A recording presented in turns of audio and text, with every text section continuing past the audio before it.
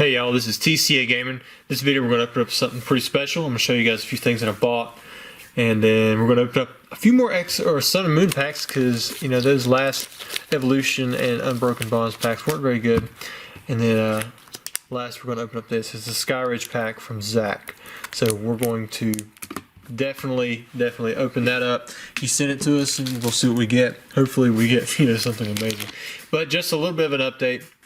I think when this video airs, it should be right before Thanksgiving. If for whatever reason I do not get a lot of videos in between now and then, I may have a few days where I don't have the videos up just because I'm taking a 3 or 4 day break on vacation with my family. At least it may be a little bit longer.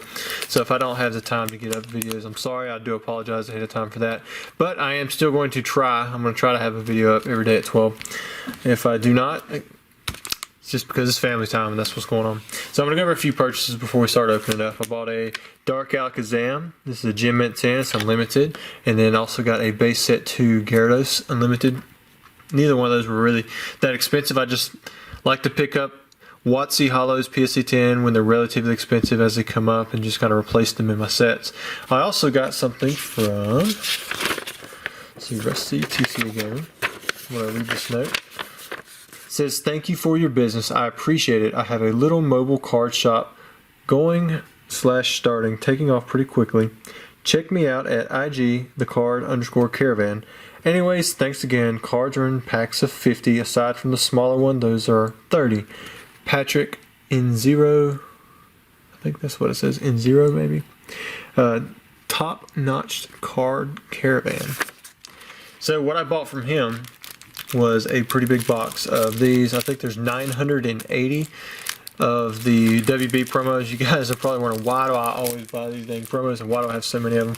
Like, I've got thousands of these dang promos. But for this video, I'm going to actually try to go over why I buy them. So inside of these, there are 3 cards. You have the Catch Mew Reverse, flip side, which has rounded corners. That's his top card. Then in the middle there's an Iron Giant coupon card, and then on the back side there is a promo, number 2, number 3, number 4, number 5. And I'm just wiggling it up so you guys can see that you can actually tell without opening it, but I'm going to open this one so you guys can see those inserts a little better. So I don't buy them for the inserts. Got that right there. See, there's the reverse side of the Catch Mew. The original series didn't have this right here. The Catch Mew was square cut and it had a white backside, and it still covered up the promo.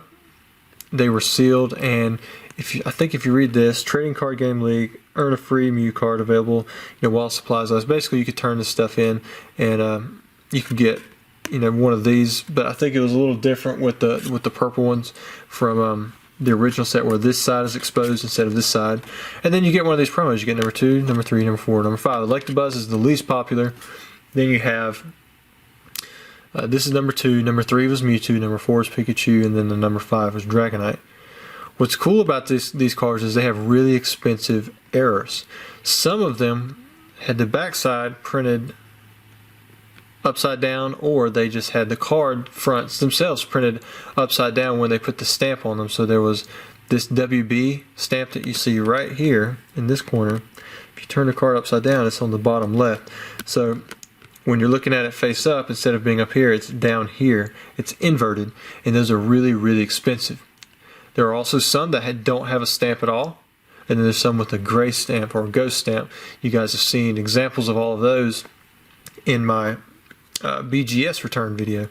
So what I like to do is, you know, when I get extra time, I just come in here and I wiggle up this card, and I just make sure that it actually indeed has a WB stamp. Then I set it back sealed. And I got a pretty good deal on these. He originally was asking, I think, like $7,000 or something like that for all of these promos, and I told him, you know, I'd probably be at $1,850. I kind of went through the price breakdown and why they're expensive, because I sell them more expensive than anyone else, and my sales aren't really that too frequent on them, but they're slow and they continue to increase. And this last auction time through, it was 2,100 or so. There's no bid, so I went ahead and bid on it because I figured that was close enough to my price and leaves me a decent amount of margin. Plus, with these are a lot easier to wiggle. I mean, you guys can see it's not taking any time for me just to scoot up the card. You won't damage it. There's plenty of room to see the promo. Compared to the purple fronted ones, no one knows what print run it come out of, whether it was the original one with that doesn't have the Iron Giant insert, or if it was this later release with the Iron Giant in the middle. So you get like 3 cards, weight total here. And as far as I know, like if one of these come out and it was sealed, I mean, you're talking about like it would. If we had an inverted sealed promo, number 2, number 3, number 4, or number 5, doesn't matter who it was, I guarantee it would be more expensive than what I paid for this entire lot, which was right at $2,100. I think the last one that I bought a PSA 9 inverted Dragonite for, it was $1,500, and that was a pretty good, or that was $1,000. I think it was valued at $1,500, but I think that was a pretty good deal. But now, I mean, it's just hard to find any of these at all. Dragonite has been the most common recently for whatever reason. Electabuzz has been on the market. Pikachu is basically non-existent because all the Pikachu collectors out there looking for that card. And then Mewtwo has gotten a little bit more tough to find. I would think that just a Pikachu in general would bring over $3,000.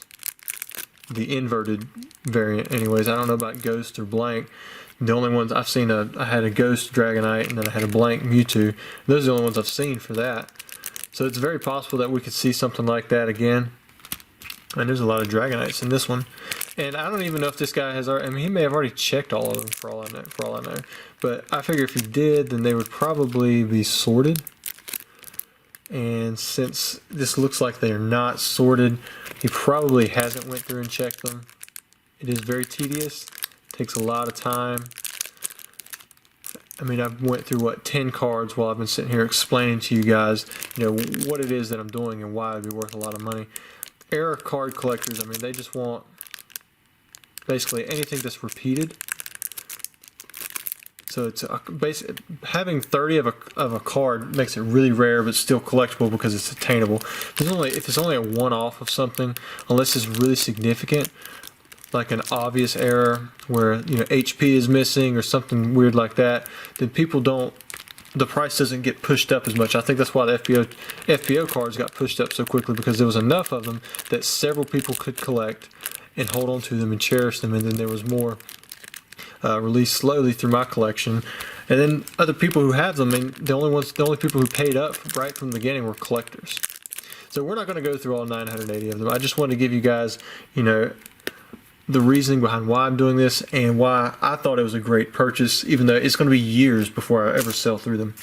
Next up, we still have these 6 sealed packs that we're going to bust open, and then we're going to finish off with the Mega Skyridge pack.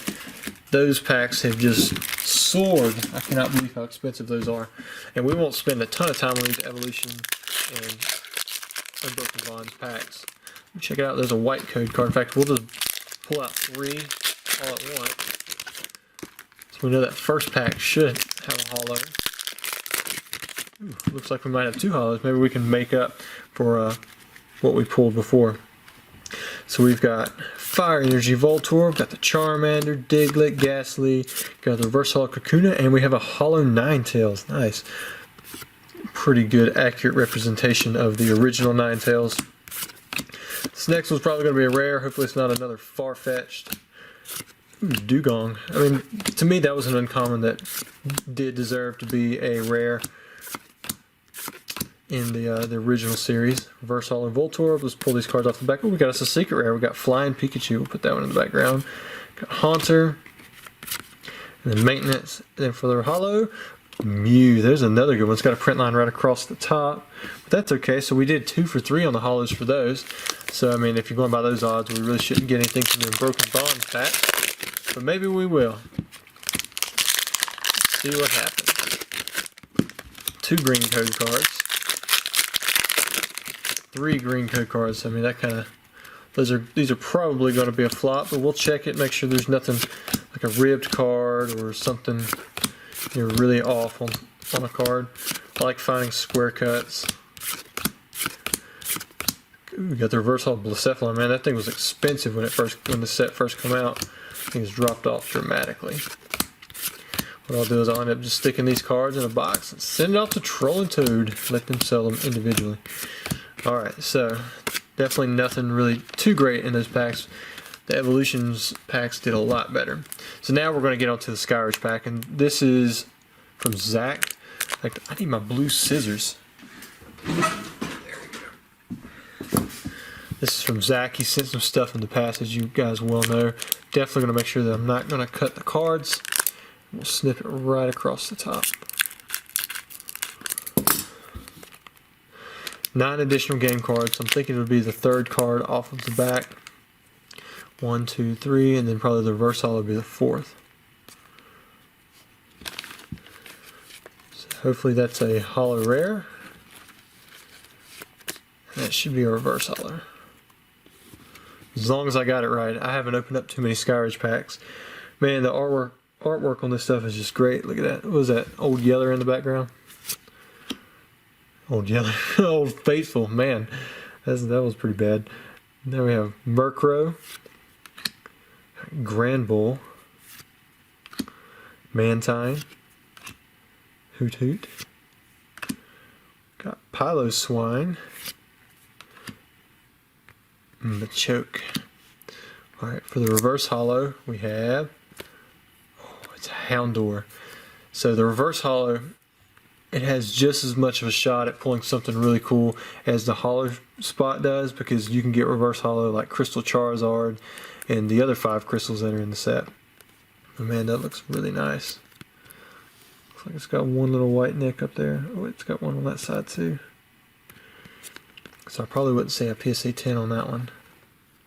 Alright, and here it is for the rare. Ooh, so no holo, but we did pull a Moltres. Super nice rare. I'm not sure what's going on there in the background.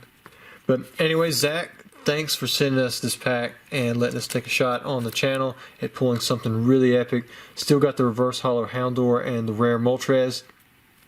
You guys don't forget to like and subscribe, and hopefully tune back in tomorrow, 12 o'clock. And if tomorrow is Thanksgiving, happy Thanksgiving to all of you.